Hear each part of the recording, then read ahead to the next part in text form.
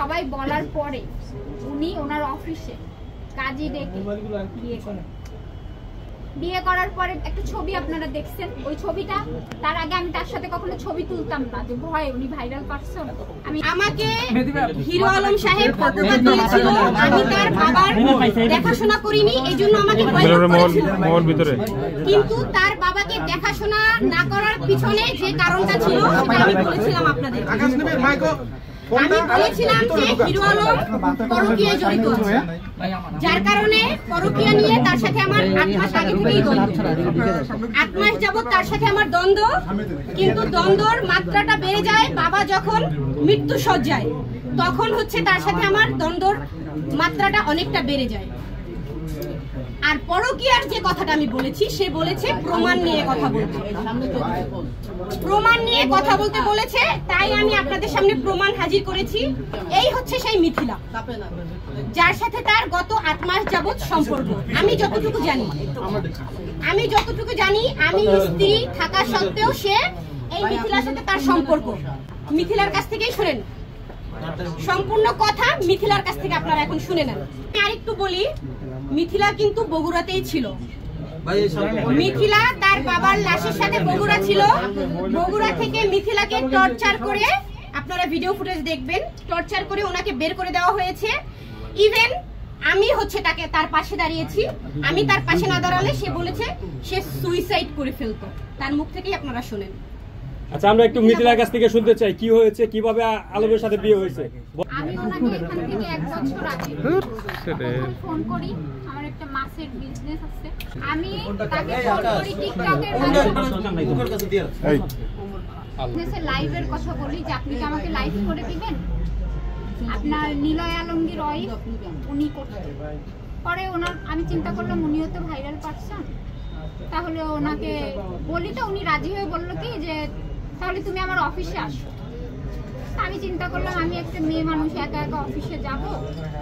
সেখান থেকে 2 মাস পর আমার একটা প্রবলেম, অন্য পারিবারিক একটা প্রবলেমের কারণে আমি তার কাছে কথা বলি যে ভাইয়া আপনার সাথে আমি একটু কথা কান্নাকাটি করি যে এরকম আমার একটা প্রবলেম হয়েছে, আপনি কি আমাকে হেল্প করতে পারেন? ভাই আপনি মোবাইলে নিচে নামান না ভাই।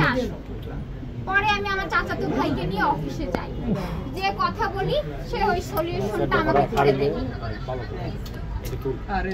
সে সাথে তার কথা বলতে দেখি, সারা রাত আমার সাথে কথা বলেছে, দিনে কথা বলেছে, বহুবার তার সাথে সে আমার সাথে মিট করেছে।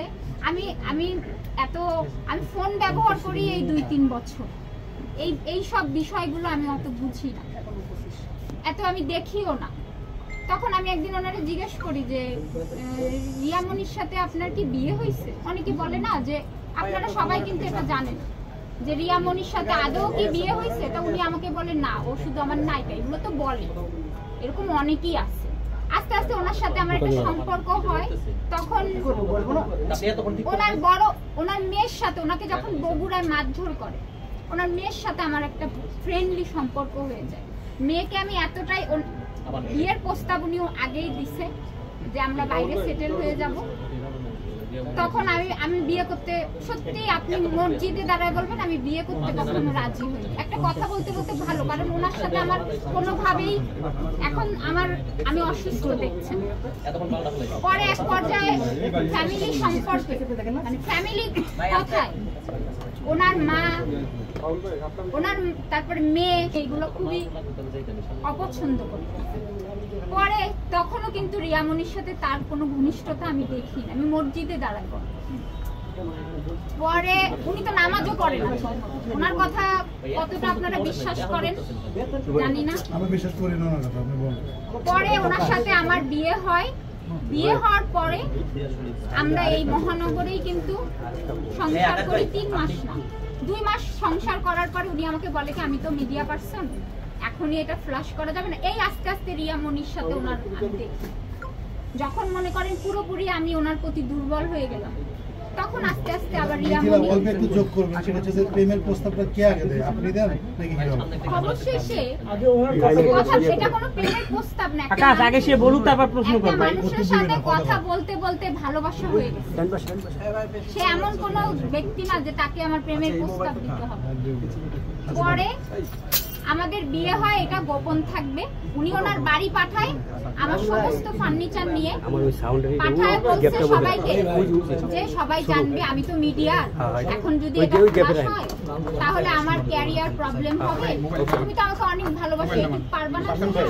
কেন পারবো না? তুমি যদি ধৈর্য ধরো সব ঠিক হয়ে যাবে। আর এই কথাটা উনি বারবার বলতো যে রিয়া হচ্ছে আমার মিডিয়া, তুমি হচ্ছে আমার ঘরের।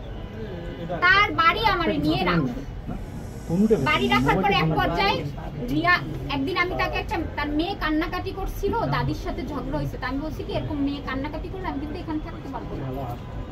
তখন এই মেসেজটা রিয়া পেয়ে যায়, ও কোরআন শরীফ ছুঁয়ে বলুক, এই মেসেজটা পাওয়ার পরে ফোনে ওর সাথে আমার বোঝে নিত, সেও আমাকে অ্যাটাক করে আমিও করি, দুইজন কথা কাটাকাটি আমাদের হয়। পরবর্তীতে ও জানার পরে ও কিন্তু বগুড়ায় যায়, যে আমাকে দেখে। তারপরে আলমের সাথে ওর আমার রূপটা আস্তে আস্তে আমার কিছু কিছু কথায় আমার খারাপ লাগে, যে আমি একটা কথা ওরে বলতাম, আমি কিন্তু ঘাড়ে উঠে যাওয়া মেয়ে না, আমি লক্ষ টাকা খরচ করে আমার ঘরের, আপনি মহানগরে যে বাসায় ছিলাম শুনবেন, বলতো কি এত ফার্নিচার একটা ঘরে থাকে, ওর পুরো ডুপ্লেক্স বাড়ি ভরে গেছিল। মহানগরে বাসা ভাড়া নিয়েছিল, আমি বলেছিলাম আপনারা বিশ্বাস করেন।